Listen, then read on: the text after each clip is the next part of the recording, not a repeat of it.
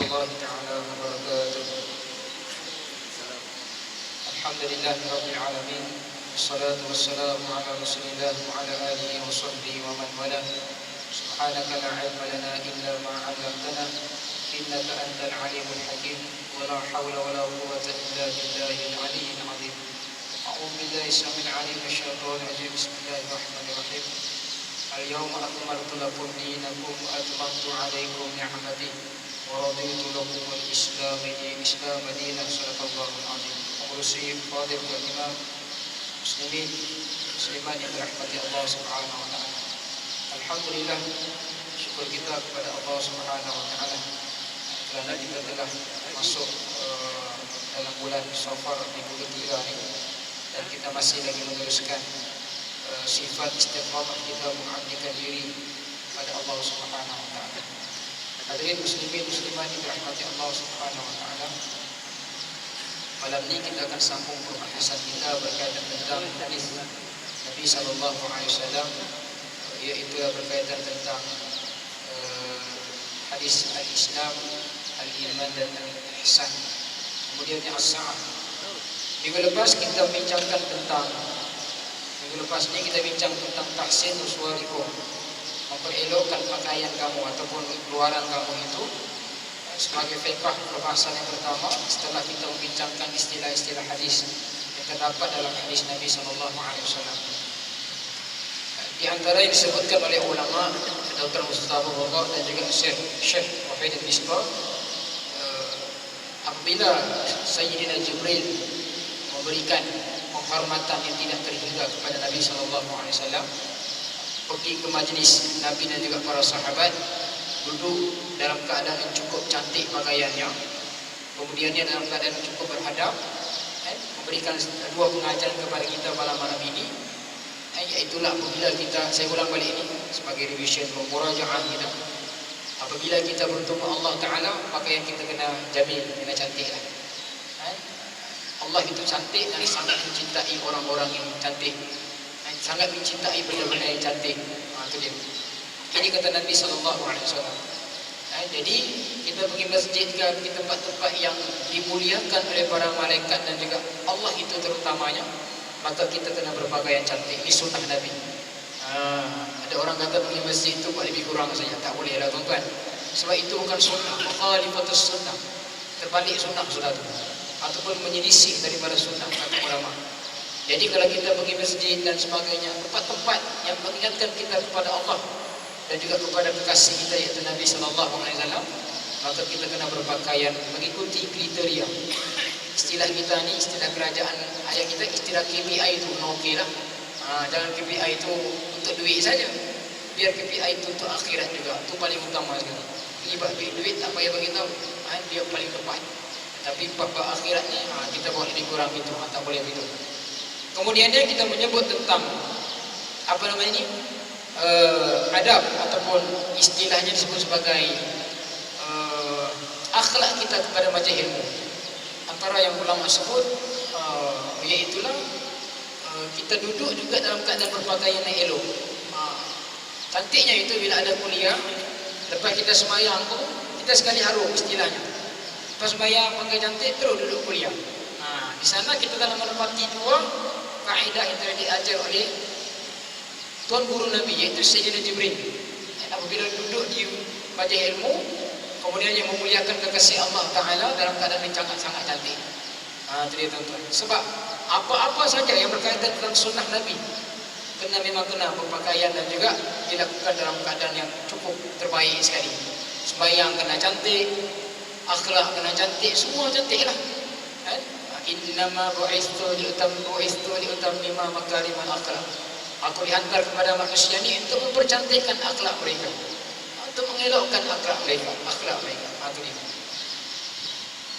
Jadi malam ini kita bincang pula tentang Islam. Apa itu Islam? Dia kata situ. Setelah minggu lepas kita bincangkan tentang mengelokkan pakaian dan mengelokkan adab kita, terutama kita menghadap Allah Ta'ala dan kekasih Nabi sallallahu alaihi wasallam. Bahkan sahabat ni ada pernah ditegur oleh Allah, jangan mempertinggikan suara mereka depan Nabi. Tak boleh tinggikan. Nak mengatakan kena cantik sungguh, kena beradab sungguh dengan Nabi. Kalau tuan guru Nabi, iaitu Jibril sendiri, Sayyidina Jibril duduk dengan Nabi itu dalam keadaan cantik, kan? Lagi-lagi lah kita ni tuan-tuan, yang menjadi pengikut Nabi ini, yang mengaku ikut Nabi SAW, itu kita kena faham benda tu, kan? Tak cukup hanya kita selawat saja untuk kita mengatakan kita ni ikut kecantikan yang telah diajar oleh Nabi. Tidak. Nabi kata fa'alaikum bisunnati wa sunnatil khulafa al-mahdiyyin ar-rasyidin. Hendaklah kamu mengikut sunnah. Antara sunnah Nabi apa dia? Pergi masjid dalam keadaan cantik, duduk rumah Allah dalam keadaan yang terbaik sekali, kemudian yang menghadiri majlis-majlis ilmu dalam keadaan yang cantik, yang terbaik, yang bersedia. Supaya apa? Supaya apa yang diajar oleh Nabi dalam konteks hadis ini, itu yang kita hidupkan sekarang. Jibril kita tak jumpa, kemudian Nabi kita tak jumpa, tetapi ilmu yang tinggalkan oleh Nabi dan juga Jibril itu ada pada kita sekarang. Apa dia tuan-tuan? Hadis Nabi. Kita ulama yang kita muliakan. Bagaimana kita muliakan? Kita mendengar, mengikhlaskan diri kita, kemudian kita mencatat mana yang patut, kemudian kita mengamalkan dan juga menyampaikan kepada mereka yang kita boleh sampaikan. Itu dia. Jadi kata Syekh Ustazullah, apa makna Islam? Dia kata, sebab dalam hadis ini ada perkataan Islam terang-terang. Islam di zaman Nabi Ibrahim ada dah perkataan Islam. Jadikan aku di kalangan kaum muslimin, orang-orang muslimin. Muslimin ini dari orang Islam, orang-orang yang menyembah Allah Ta'ala lah. Itu dia. Kemudiannya dalam hadis ini ada perkataan akhbirni anil Islam. Wahai Muhammad, katakan aku apa itu Islam. Nabi pun mengatakan al-Islam anta syahadu an la ilaha illallah wa tuqimas shalah wa tu'tiyaz zakat wa tasuma ramadan wa tahajjal baiti man istata'tu ilaihi sabila. Baik. Jadi kita ambil perkataan Islam. Jadi Islam ini kata ulama dari sudut lughahnya adalah taat. Taat ataupun patuh. Taat dan patuh serta menyerahkan diri kita kepada Allah Subhanahu wa taala. Allah menyebut dalam Quran surah An-Nisa, ya ayyuhalladzina amanu atii'ullah wa atii'ur rasul wa ulil amri minkum. Perkataan taat kepada Allah dan Rasul itu Allah bagi terang-terang taat. Dan di ujung-ujung itu Allah kata apa? Wa ulil amri minkum, dan juga manusia yang menjadi pemimpin kepada kamu. Tetapi perkataan taat itu tidak ada. Maknanya taat kepada manusia ini tidak mutlak. Apatah lagi kalau manusia ni yang boleh mencilakakan kita, memerintahkan kita ke arah kemaksiatan dan juga kehancuran, tak boleh taat. Dalam hadis muttafaqun alaih riwayat Bukhari Muslim, Nabi mengatakan tidak ada ketaatan kepada manusia yang fi maksiati, la ta'ah, tidak ada ketaatan kepada manusia yang menyuruh kepada maksiat, walaupun orang yang menyuruh itu mak bapak kita sendiri, tak boleh. Itu dia tuan-tuan. Tetapi ati Allah wa atiur Rasul, ini kata Ibn Katsir dalam kitabnya tafsir. Saya bukan ambil petik-petik begitu saja. Kita ambil daripada ulama, kita nakal daripada perkataan ulama. Tetapi perkataan taat pada Allah dan Rasul, Allah letak terang-terang. Bayyina, taat Allah, ati Allah, atiur Rasul. Dua perkataan taat. Wa ulil amri minkum, dan perkataan. Tapi ulil amri minkum itu tak letak perkataan taat. Maknanya Islam ini taat kepada Allah. Taatnya bagaimana? Mutlak. Tidak boleh talbisu atau yalbisu imanahum bizulmihim. Tak boleh bercampur-campur. Hari ini beriman, besok kufur. Hari ini beriman, besok khurafat. Nak mau begitu. Baru ni saya kuliah di Masjid Hidayah, Batu Empat. Dalam sikit tu, Masjid Haji Yusuf. Saya buka soalan. Okey, tuan-tuan, ada satu soalan, beberapa soalan. Yang senang-senang aku nak soal aku, yang susah jangan soal aku. Selamat sikit. Tengok-tengok soalan susah yang lagi je. Pening kepala nak jawab. Tapi taklah susah mana. Sedap juga soalannya tu, boleh aku tembak balik. Dia kata, Ustaz, baru-baru ni masih lagi ada di kampung kami ni orang yang mengajak untuk mandi safar. Dia kata, memang kena dengan aku lah perkataan. Memang kena sungguh soalan ni, kan? Jadi macam mana tu Ustaz? Sedap lupa soalan ni. Habis ya. Makin aku jawab tu makin tunduk semua. Maknanya depan mata saya tu ada juga yang ni. Ada juga muka macam tak puas hati. Macam tak puas hati. Sila hari budak kena tampar aku lepas kuliah ini. Ada juga muka tak puas hati. Tahu ni macam-macam ada. Kan saya tengah sampaikan kuliah pun tangan macam ni. Tujuh. Tahu ni macam-macam ada. Senang ya kalau dia tak puas hati itu dia bagi tahu terus. Begini lah. Oh dia kat dia mau bagi penunggu. Rupanya jam ustaz. Lambat sudah ini. Mau tarawih sudah. Banding kepada. Kan? Dulu lah. Zaman-zaman dulu. Kan? Bukanlah jauh zaman sangat. 2-3 tahun pas. Dia kata tak boleh lah. Sebab kita dah beriman. Kita tak boleh talbisu. Kita tak boleh memakai pakaian yang selain daripada Islam. Sebab taat itu taat yang mutlak.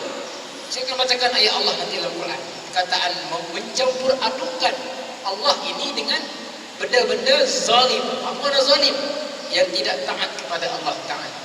Itu dia. Kita tengok zalimnya bakar rumah orang, curi tangki orang sebelah rumah, patok play lagi minta baru. Bukan itu saja. Taat zalim adalah orang yang tak meletakkan hak Allah di atas yang sepatutnya. Itu zalim. La yad'u syai'un fi mahalli. Tidak meletakkan sesuatu pada tempatnya. Zalim lah tu. Kan? Elok-elok pakai kereta untuk orang ramai di sana, dia pakai tempat ceramah. Zalim. Kan? Ataupun tempat sini. Elok-elok orang dan sebagainya tempat sini. Maknanya zalim ini orang yang tak meletakkan sesuatu pada tempatnya. Contohnya lah. Tapi itu bukan ada dosa yang katakan. Itu biasa ya. Zalim yang tak sepatutnya berlaku apa dia? Yang tidak meletakkan kewajiban kepada kewajiban. Maknanya itu. Umpamanya semayang wajib, tapi kita tak mau semayang ataupun kita engkar semayang, maknanya kita dosa. Sebab apa? Sebab di sebalik semayang itu ada ketaatan yang mutlak. Semayang itu dia. Dan banyak lagi lah benda-benda lain yang sepatutnya kita taat tanpa ada ragu-ragu, la raiba fi, tanpa ada keraguan, dan taat dalam keadaan suka ataupun tidak. Itulah Islam. Jadi kata ulama bahasanya itu kepatuhan. Patuh. Sebab kalau kita tengok perkataan Islam itu dari sudut logah yang lain, perbahasan yang lain, selamat. Apa makna selamat? Satu, selamat daripada syirik. Itu Islam. Biqalbin salim, syirik. Yang keduanya, selamat daripada neraka Allah Ta'ala. Maknanya bila kita nak selamatkan diri kita daripada neraka Allah ni, macam mana tuan-tuan? Kita ikut Allah, senang. Sifarnya lah, sifirnya begitu. Tapi nak mengamalkan benda tu memang memerlukan pengorbanan kita. Cuma dari sudut teorinya begitu. Taat kepada Allah dan juga menyerahkan segala-galanya untuk Allah Subhanahu Wa Taala. Salam sejahtera. Tidak jauh tidak menyalahi undang-undang Allah, sejahtera daripada kemungkaran, sejahtera daripada daripada kemaksiatan. Itulah Islam namanya. Sejahtera daripada benda-benda khurafat, sejahtera daripada benda-benda yang boleh merosakkan akidah, syirik unsur-unsurnya dan sebagainya. Itu semua selamat. Yang kita faham selamat Islami, selamat. Assalamualaikum, selamat. Itu je. Sebenarnya tidak. Islam yang sebenarnya adalah menyelamatkan diri kita daripada kehancuran. Itu namanya selamat. Yang kita belajar masa-masa sekolah menengah rendah. Islam apa dia, murid-murid? Murid kata selamat, Ustaz. Selamat bagaimana? Selamat daripada kehancuran, selamat daripada kesyirikan, selamat daripada kekurafatan dan sebagaimana yang tidak bertepatan dengan Al-Quran dan Sunnah. Itu dia betul. Ia bertepatan kepada ajaran akidah ahli sunnah wal jamaah ataupun menepati manhaj salafus soleh. Yang tidak ada kaitan dengan syirik-syirik, benda-benda yang boleh merosakkan akidah kita. Itulah Islam. Kan disebut tadi, al-yawma akmaltu lakum dinakum wa atmamtu alaikum ni'mati wa raditu lakum al-islam madinah. Hari ini aku telah sempurnakan Islam dalam diri kamu dan aku telah menyempurnakan, memberi kamu nikmat, dan aku reda Islam itu agama kamu. Baik, yang ini kita akan bincang pula pada perbahasan ini. Kemudian yang kata ulama dari sudut syarak, Islam itu tertegak dengan 5 rukun. Yang ni kita dah bincang, tapi kita ulang lagi balik sebab kita mengikuti maratib perbahasan ulama ni. Yang pertama sekali dia pada kata sini, menyaksikan la ilaha illallah wa anna muhammadar rasulullah. Itu rukun yang paling basic. Yang ni tak boleh tidak, mesti kita ucap. Nak masuk Islam yang ni kena ucap dulu. Ini kena ucap dulu. Tak boleh bahasa Arab, bahasa-bahasa yang bahasa-bahasa yang dipahami oleh orang yang mengucap. Cina pun boleh, India pun boleh, Bugis pun boleh, Putun pun boleh. Yang penting memaksud la ilaha illallah Muhammad Rasulullah. Tidak ada Tuhan yang disembah melainkan Allah Subhanahu. Kemudiannya yang keduanya mendirikan solat dengan tamam, dengan kamal, dengan kamil, dengan sempurna, mengikuti syaratnya, mengikuti sunnahnya, mengikuti adabnya, rukun-rukunnya, dan juga fi awqat dan waktu-waktu yang telah ditetapkan oleh Allah Subhanahu wa taala. Itu dia. Kemudian yang ketiganya mengeluarkan zakat, waktu dia zakat, dan juga waktu summa Ramadan. Dalam riwayat lain ada Nabi kata Ramadan dulu baru puasa. Dalam riwayat ini puasa dulu, zakat dulu baru puasa. Benda tu adakah salah? Tak salah, sama saja. Dan lazimnya puasa dan zakat ini dibuat dalam keadaan serentak bulan Ramadan. Jadi setengah riwayat ni Nabi kata puasa dulu baru zakat. Setengah riwayat lain Nabi kata zakat dulu baru puasa. Terbalik tu kan. Tapi itu tidak menjadi satu benda yang pelik bagi kita. Sama juga. Yang pelik bagi kita bila kita tak sembahyang. Terang-terang Allah dah bagi tahu. Nabi dah bagi tahu dalam hadis kena sembahyang. Itu rukun Islam yang kedua. Kemudian yang keempat, yang kelimanya iaitu kita mengerjakan haji. Man istata'a ilaihi sabila. Bagi sesiapa yang mampu. Baik tuan-tuan, malam ni kita bincang satu saja. Iaitulah mengucap kalimah la ilaha illallah Muhammad Rasulullah dengan ayat-ayat, kemudian hadis-hadis Nabi yang saya akan bacakan, hadis yang disebut dalam riwayat sahih insya-Allah. Allah kata, Nabi kata la ilaha illallah Muhammad Rasulullah. Kata ulama, syarat paling asas sekali nak menegakkan Islam dalam diri kita, yang ni kita kena clear, mesti clear. Apa dia? Kita berdiri depan Allah, kemudian kita menyaksikan, kita syahadatain dengan dua syahadah, satu la ilaha illallah, dan juga yang keduanya wa asyhadu anna Muhammadar Rasulullah. Dan juga aku ini bersaksi tidak ada Tuhan disembah melainkan Allah, dan aku menyaksikan bahwasanya Nabi Muhammad itu pesuruh Allah Taala.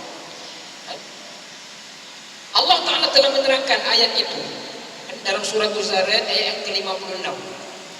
Dalam memperlengkapkan perbahasan kita tentang kalimah la ilaha illallah. Kalau kita buka kitab Zariyat, kitab Al-Quran surah Az-Zariyat ayat ke-56, Allah kata wa ma khalaqatul jinna wal insa illa liya'budun. Ayat ini simple, tak cukup complicated. Cukup mempunyai intipati yang terbaik. Kata Allah Taala wa ma khalaqatul jinna. Kalau kita baca bahasa Arab, wa ma kata nafi dan isbat. Itu kalau kita belajar ilmu akidah, nafi isbat. Kata Allah wa ma khalaqatul jinna wal insa illa liya'budun. Ayat Allah ni tuan-tuan, walaupun simple, dia mempunyai dua dimensi. Saya sebut dimensi ni, dia mempunyai dua indeks perbahasan. Pertama sekali, Allah mengiktiraf aku ni mencipta. Perkataan jelas, wa ma khalaqatu. Tu aku lah, dhamir kepada Allah. Wa ma khalaqatu. Sebelum daripada tu, kata Allah, wa ma maknanya menafikan. Menafikan apa dia? Menafikan tidak ada. Apa yang tidak ada? Itu perbahasan yang kedua. Kita nak bincang khalaq tu dulu. Wa ma khalaqatu. Dalam menguatkan perbahasan kalimah la ilaha illallah Muhammadar Rasulullah. Baik. Wa ma khalaqatul jinna wal insa illa liya'budun. Satu, Allah kata aku mencipta. Keduanya Allah kata illa liya'budun. Baik tuan-tuan, Allah mengatakan aku cipta. Ini bermakna Allah itu Tuhan. Jelas. Sebab dalam Quran ni ada ayat muhkam, ada ayat mutasyabihat. Muhkam tak perlu tafsiran yang terlalu takwil sangat. Kita baca, kita faham sudah. Umpamanya aqimis shalah, dirikanlah sembahyang. Terang kan Allah kata. Itu tak payah sebut, tak payah bagi tahu ustaz pun tahu dah sembahyang. Itu kadang-kadang dia tanya tu, dia pura-pura nak tahu saya itu. Rupanya tak mau sembahyang. Macam Bani Israel. Allah perintah sembelih lembu warna apa? Jantan ke betina? Rupanya dia nak mau buat benda tu. Macam tu juga dengan kita. Banyak soal nak mau buat. Ada seorang hamba Allah ni zaman Nabi. Dia banyak soal tentang Lempar haji macam mana, batu besar kan batu kecil. Nabi dah tunjuk begitu kan batunya kan. Dah tanya lagi, besar kan kecil? Itu kita sekarang. Kan semayang tuh gini kan mau jemaah kata jemaah. Berupaya nak mau semayang. Itu kita sekarang. Banyak alasan ni, bukan sifat orang beriman. Banyak alasan ni sifat orang Bani Israel. Banyak alasan. Berupaya nak mau beriman pada Allah Ta'ala. Ada dia punya lingkuk-lingkuknya tu. Ada punya liku-liku. Rupanya nak mau beriman. Macam kita lah ajak pergi kuliah. Siapa sampaikan? Apa dia sampaikan? Hari-hari kan dia ada. Padahal setiap hari memang ada kuliah pun. Itu dia tuan-tuan. Ada saja ada dalam, tak ada langsung pun datang. Hari-hari tanya tak ada langsung datang. Wa ma khalaqatul jinna, dan aku menjadikan kamu, kata Allah. Maknanya Allah mengiktiraf dan memberi isyarat jelas. Ayat ini muhkam, bukan mutasyabiah. Ayat mutasyabiah umpamanya yadallah fawqa aydihim, itu mutasyabiah. Tangan Allah bersama mereka. Tangan Allah bagaimana? Itu takwil. Wallahu alam lah. Ini perbahasan ulama panjang. Saya tak nak sebut ahli. Ini takwil. Ini ada kata perlu takwil. Ini ada kata jangan takwil, bahaya, rosak akidah kita. Ini namanya perbahasan ilmu kalam. Itu kalau kita nak bincang, tanya ustaz yang lain lebih hebat lagi. Bincang ilmu. Cuma saya nak sebutkan ayat ini Allah kata terang. Wa ma khalaqatul jinna.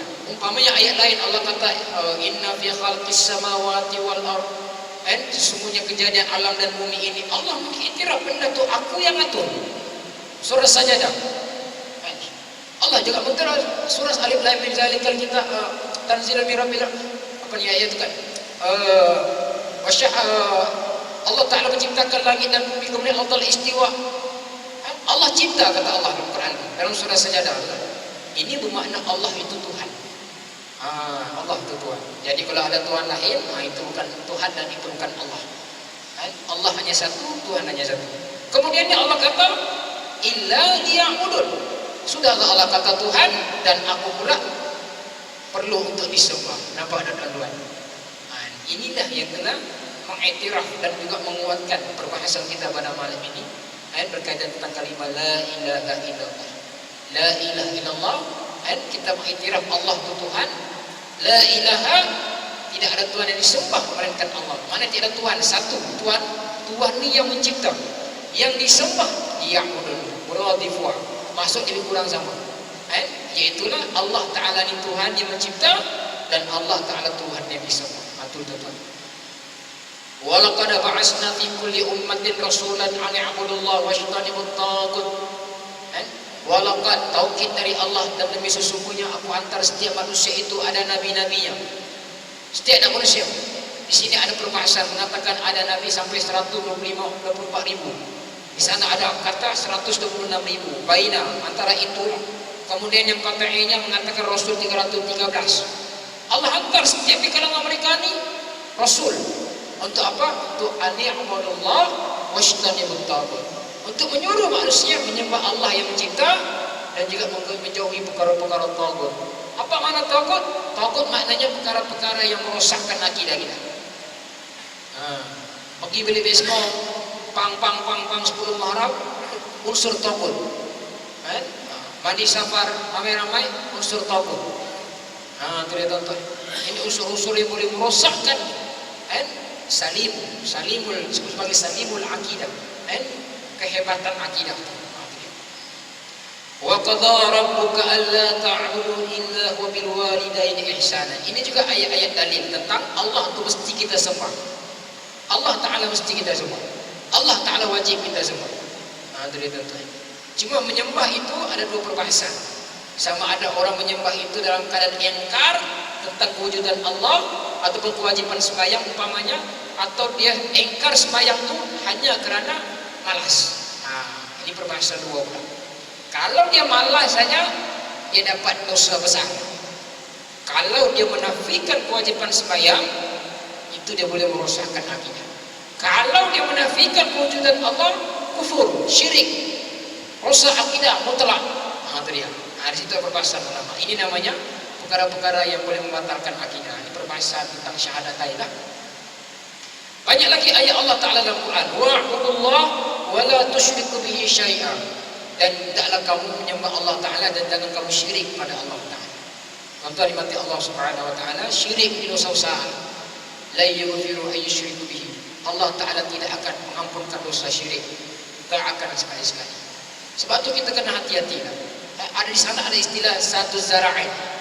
Satu zara'in ini istilah Islam haramkan awal-awal. Sebab takut benda tu memberikan satu mudarat besar kepada akidah kita ataupun kepada akhlak kita. Contohnya macam saya katakan tadi lah. Kenapa begitu, begini, buat ni. Dia nampak macam Islam, tapi sebenarnya tak Islam. Amalan macam Islam, dicampur adukkan benda itu. Sini Islam datang kaedah menghalang cepat-cepat, takut nanti akidah tu boleh rosak. Tu dia tuan-tuan. Pergi kuburan, letak barang tu barang. Islam haramkan benda tu. Islam haramkan tu bukan sebab apa? Sebab takut nanti lama-lama dia menjadi pemujaan. Dia menjadi satu pengagungan. Macam Syiah, dia agungkan kubur-kubur.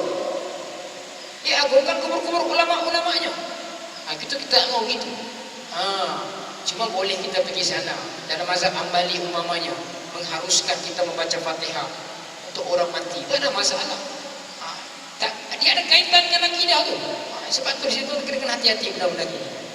Nak pada ustaz letak makanan tu bukan. Kita kan dia kan tak satu benda tu khurafat, yang keduanya takut benda tu pergi kepada pemujaan.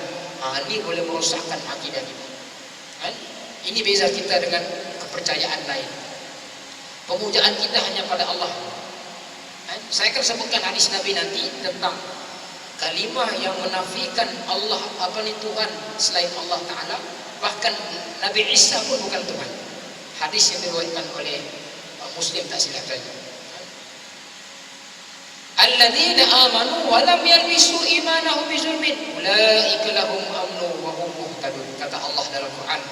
Orang beriman ni tuan-tuan, kita boleh buka dalam surah Al-An'am ayat 82. Orang beriman ni dia tidak akan mencampur adukan iman mereka dengan kezaliman. Itu saya sebutkan tadi.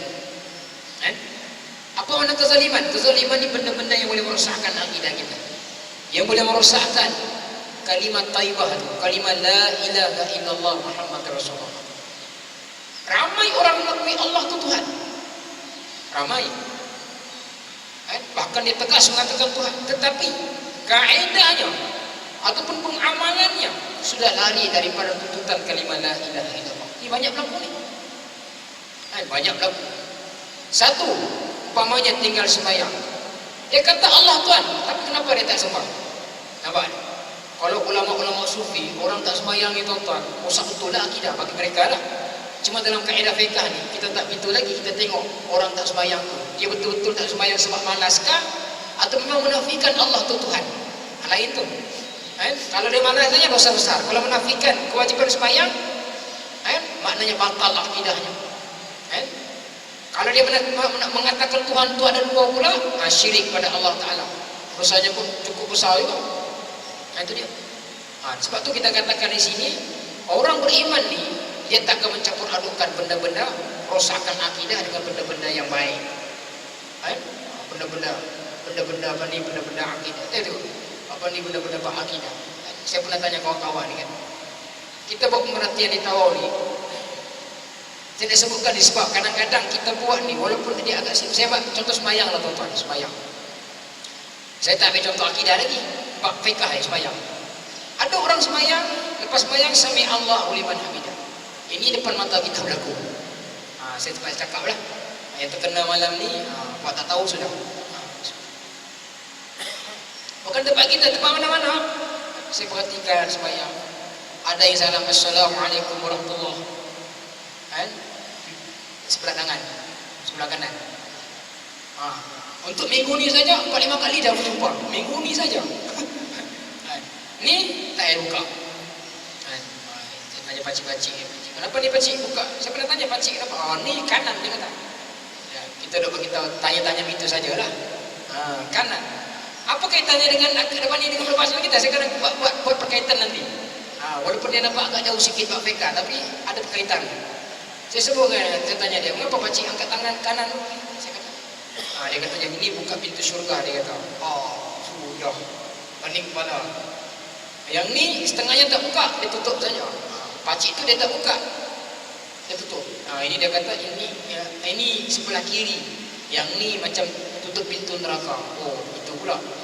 Balik daripada masjid itu pening kepala aku. Tuan-tuan yang mati Allah Ta'ala, tidakkah kita mengatakan kita ni umat Nabi yang Nabi kata sallu kama ra'aitumuni usolli, sembahyanglah kamu seperti mana engkau lihat aku sembahyang, kata Nabi. Nampak tak pencampur aduan itu? Nampak tak? Walaupun dia tak akidah, saya tak sebut akidah lagi. Akidah lagi parah kita tertepuk ni. Ada lagi tak selesai, buat fiqah saja kelang kabut. Lepas sembahyang sami Allahu liman hamidah, saya berkati. Ini doa, baca doa kuno ke itidah ini? Banyak kali ini. Nampak?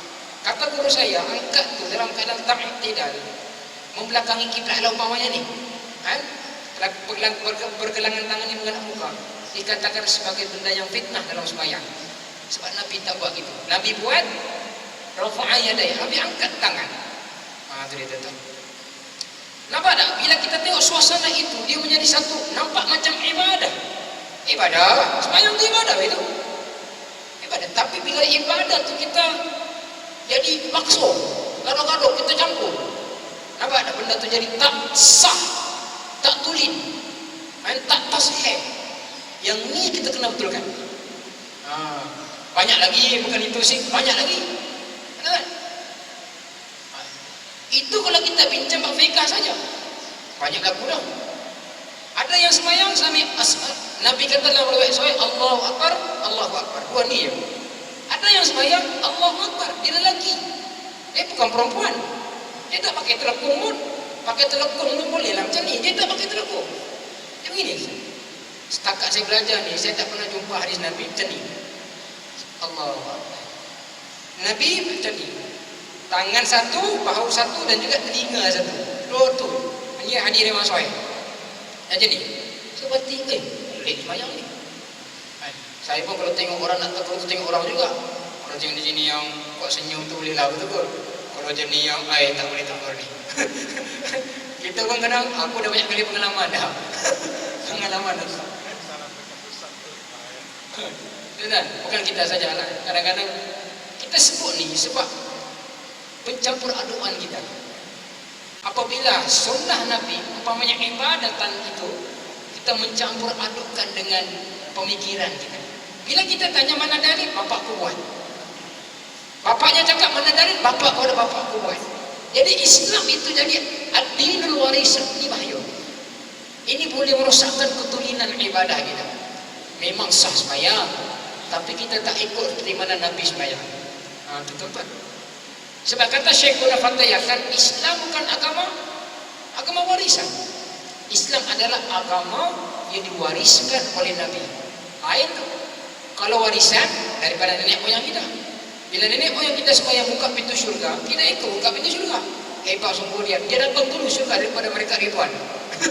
Lepas tu tiba-tiba turun pula ke neraka. Kita balik, Allah, aku tak habis fikir begini punya jawapan. Ini pentingnya kita belajar. Kita bukan nak memuluk siapa-siapa ini. Ini umum lah tuan-tuan. Tapi kalau terasa tu apa boleh buat. Dan memang majlis ilmu begitu. Nak bagi pembaik mana yang tak baik kan. Tak kira siapa pun. Ini saya sebut bab sembahyang. Bab sembahyang pun kita dah pelik-pelik lah. Bab sembahyang kita. Ada sembahyang Assalamualaikum warahmatullahi wabarakatuh. Pegang.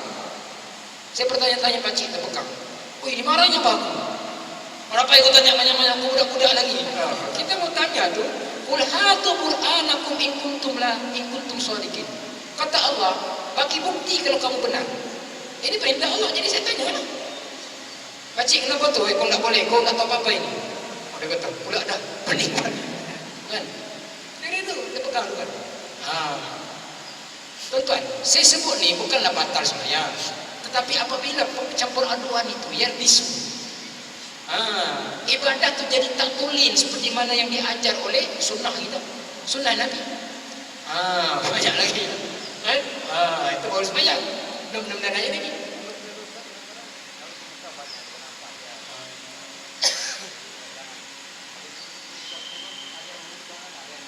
Tak ada masalah. Ya. Sebab Nabi ni Begak juga pemahaman ni saya tak berani sebut lah, tapi di sana mereka ada berpegang pada dalil. Sebab Nabi pernah angkat tangan masa dalam perang Badar.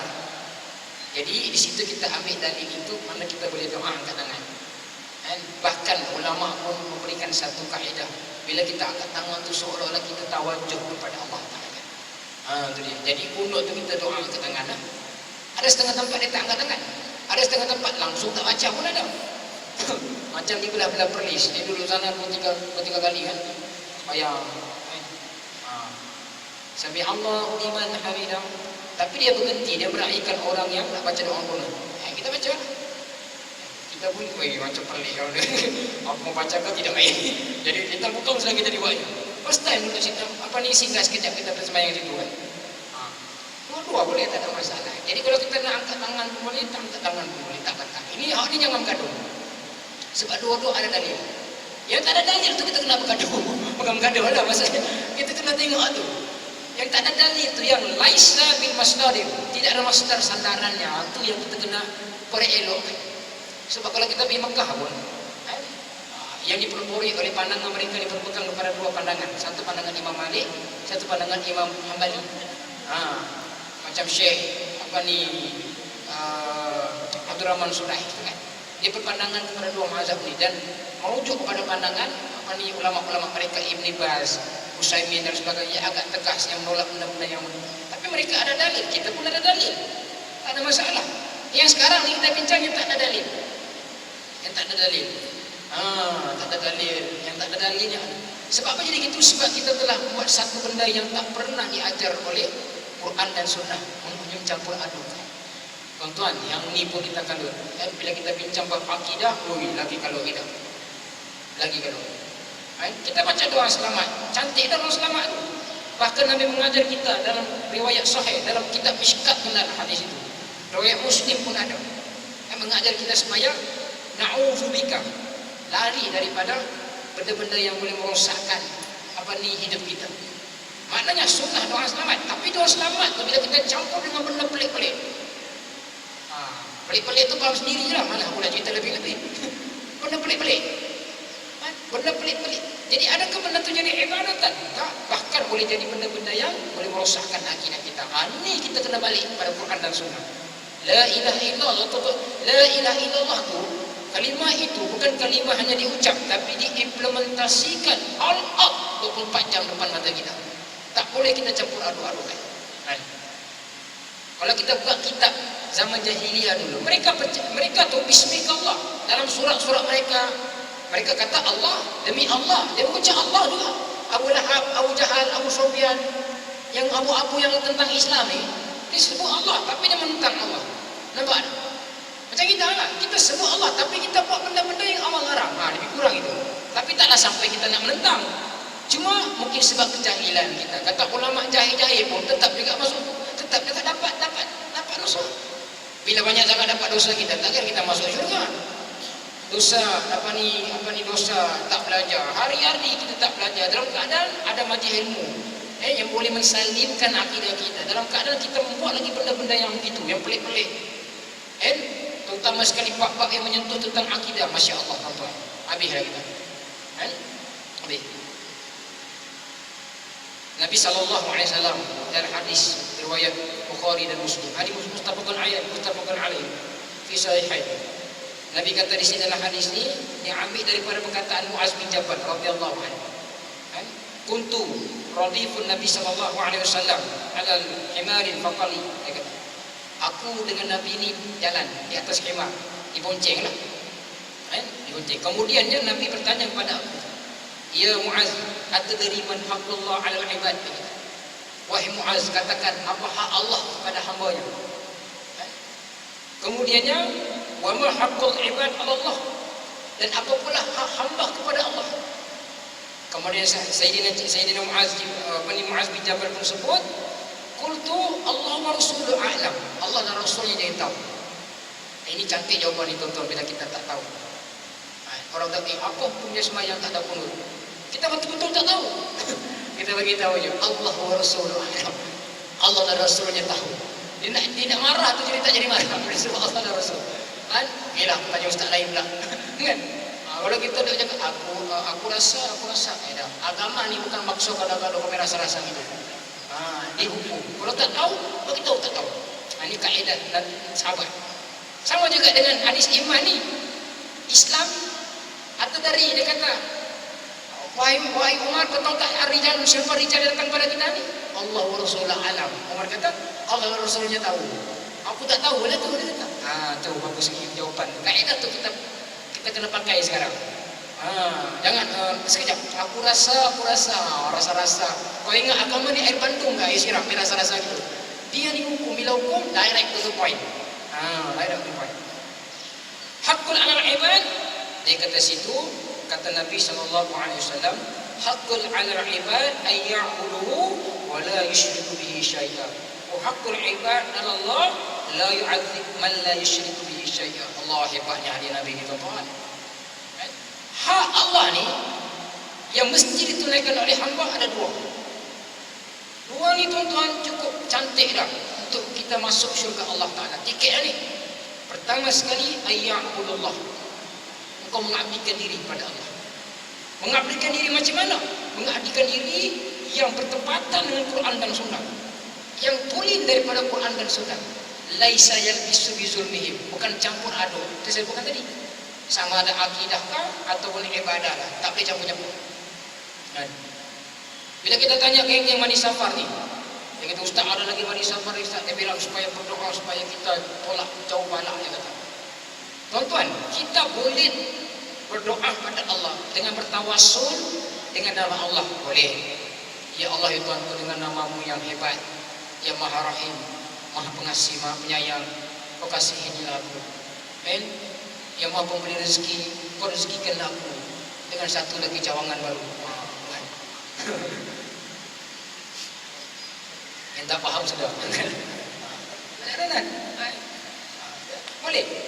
Kita bertawassul dengan itu, boleh. Kita bertawassul dengan amalan kita, boleh.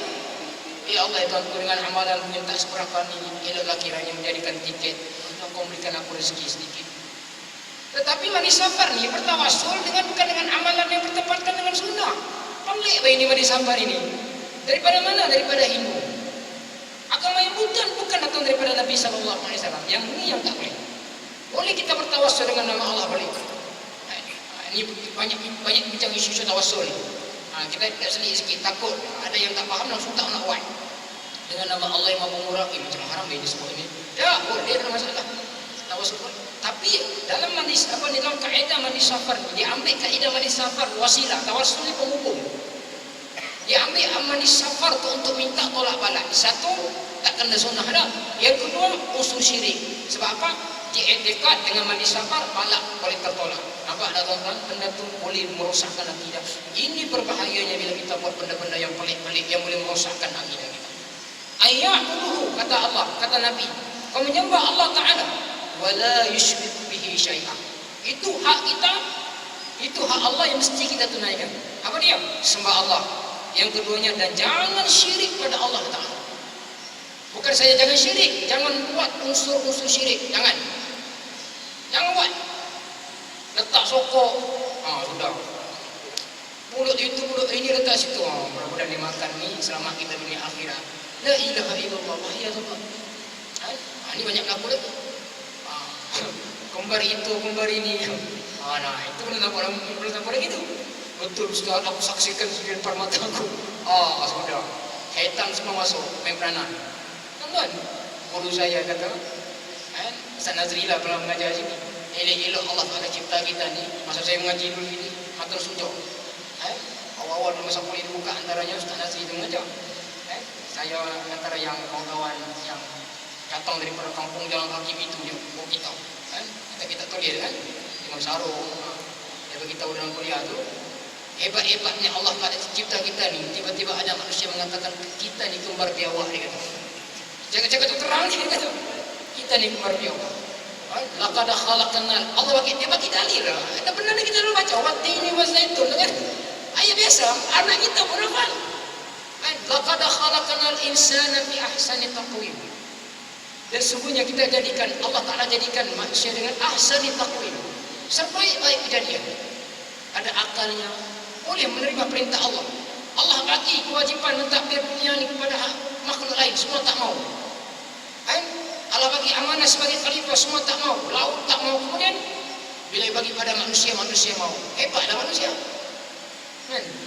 Kemudian tiba-tiba guru saya kata, tiba-tiba kita dikaitkan dengan kembar biawak, kembar. Oi, saya tak boleh terima pakai, dia kata. Tuan-tuan.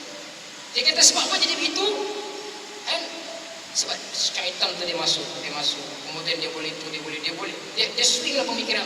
Itu saya katakan, bila kita tak ikut kaedah yang telah diajar oleh akidah Islam, kan? Benda tu walaupun nampak salah, nak terang-terang, dan boleh dipikir dengan mata logik kita, tapi dia kata tetap betul. Tetap betul boleh. Ini masalah kita. Kemudian dia kata Nabi sallallahu alaihi wasallam, wa haqqul 'alal 'ibad wa haqqul 'ibad 'ala Allah, dan hak hamba yang Allah tunaikan, iaitu la yu'adzib. Allah Taala tidak akan mengazab mereka yang mensyirikkan Allah Taala. Oh, hebat dari Nabi. Cukup menjadi satu khabar yang masyar, yang sangat manis untuk kita ni. Itu dia. Hak Allah, saya ulang balik dalam hadis ini. Hak Allah yang kita mesti tunaikan dua tadi. Ani'budullah, menyembah Allah, dan jangan buat perkara syirik.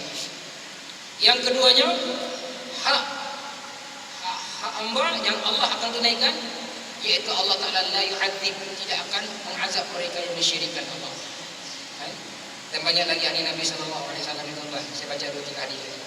Man syahada an la ilaha illallah wahdahu la syarika lah, wa anna Muhammadan 'abduhu wa rasuluhu, wa anna Isa 'abdullah wa rasuluhu, wa kalimatuhu alqaha ila Maryam wa ruhun min, wa jannatu haqqun wan naru haqq, adkhalahu Allah jannah ala ma kana min al-'amal.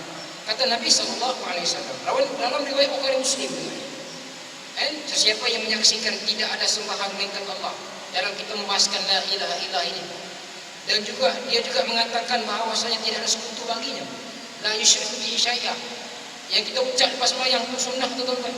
La ilaha illallah wahdahu la syarika lah, lahul mulku wa lahul hamdu wa huwa ala kulli syai'in qadir. Ini disebut dalam hadis Nabi, sunnah. Kita baca, kita jangan lupa sebut tu. Assalamualaikum warahmatullahi wabarakatuh. Rabbana atina fid dunya hasanah wa fil akhirati hasanah. Ciao. Oh, cepat semua. Zikirlah sekejap. La ilaha illallah wahdahu la syarika. Yang tokok sangat tu, ya Allah Tuhan, doa macam semalam juga lah. Amin. Ini kurang doa macam semalam. Cepat sangat kita. Dunia ni tak lari tuan-tuan. Jangan risau, tak kiamat lagi dunia ni. Rezeki tu akan datang. Ya Allah, kalau kita, ya Allah, sebutlah dulu 3 kali cukup dah. La ilaha illallah wahdahu la syarika lah, lahul mulku wa lahul hamdu. Kadang-kadang kita ni sangat bergantung kepada imam. Faham tak Ustaz? Biarlah Ustaz imam sebut, kita semua pakat dapat daripada jemaah. Imam bila tak mulakan la ilaha illallah, senyap lagi lah. Itu masalah besar juga tu. Tak subhanallah, senyap, tidur lagi tu. Nampak? Ni kadang-kadang kita bergantung pada imam. Memanglah imam tugasnya, tapi bila imam dah salam la ilaha illallah, kita ikutlah. Kalau imam kadang terlupa kan, kita la ilaha illallah juga ada masalah. Ni kenapa imam tak ilaha illallah ini?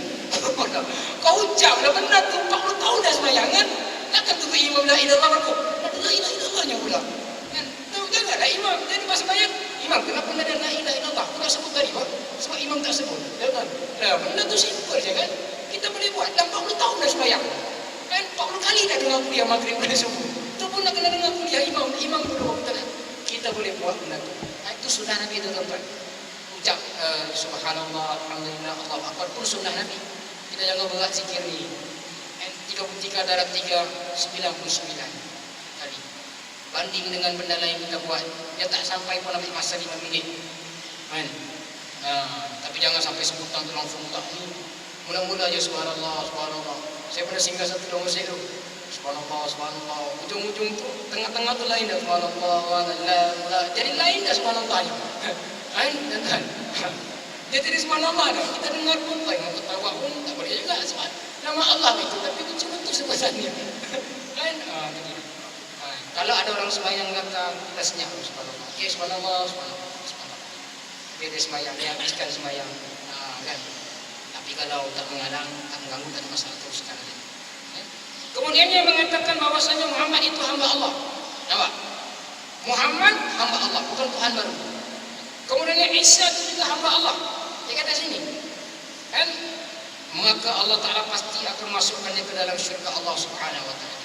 Dalam hadis yang lain yang simpul yang saya nak sebutkan di akhir kuliah ini, kata Nabi sallallahu alaihi wasallam, fa inna Allah harrama 'ala an-nar man qala la ilaha illallah, kata Nabi. Kan? Kata Nabi sallallahu alaihi wasallam, Allah Taala akan mengharamkan mereka yang mengucap la ilaha illallah. Hadis ini riwayat Muslim dan juga Bukhari. Masya-Allah hebat. Kan? Jadi tuan-tuan dimati Allah Subhanahu wa taala, sepatutnya kita ni lahir Islam. Kan? Tak boleh tidak kita kenal. Kalau boleh kita menangis syukur. Ya Allah, syukurnya aku masuk dalam Islam. Lahir-lahir ya Allah pilih ruh kita tu ruh Islam. Kan? Tak macam sebelah rumah kita. Lahir-lahirnya bapak syirik. Lahir-lahirnya bapak penyembah berhala. Kan? Itu dia tuan-tuan. Dan dia pun ikut sekali. Masuk ke dalam agama apa ni, rumah-rumah gereja mereka dan sebagainya, rumah ibadah mereka. Itulah inilah jadi keras hati mereka. Kita lahir Allah Ta'ala bagi Islam. Allah Ta'ala bagi roh kita roh Islam. Jadi sepatutnya kita kena syukur. Sebab tu kata Nabi dalam hadis yang sahih, antara Nabi yang diajar dalam doanya, raditu billahi rabba wa bil islami dina wa muhammadin nabiyya wa rasulah. Ini doa yang diajar oleh Nabi. Supaya bila kita sebut tu tuan-tuan, kita meredai Islam itu dalam diri kita dan kita mengamalkan Islam itulah diberikan oleh Allah kepada kita. Itu dia. Amal itu penting loh. Jangan cakap saja, amal. Dengan amalan yang benar-benar sahih daripada Quran dan hadis. Itu dia. Saya tak katakan yang kita beramal tu yang cacat sikit tu tak sahih. Sah juga sembahyangnya, tapi biarlah kualiti itu ada. Kualiti itu ada. Dengan kalimah la ilaha illallah ni menjamin apa yang kita buat tu benar-benar bertuli datang daripada Quran dan sunnah Nabi sallallahu alaihi wasallam. Sekadar itulah dulu insya-Allah. Masuk waktu dah kan? Wallahu alam, yang baik itu datang dari Allah Subhanahu wa taala. Tak ada soalan? Alhamdulillah selamat. Soal-soal tanya ustaz kita Ali Alimah, kita ni biasa-biasa. Mau kita bismillah. Allahumma fa'alna wa 'allamtana wa 'allimna wa sallallahu alaihi wa sallam. Alhamdulillah. Assalamualaikum warahmatullahi wabarakatuh.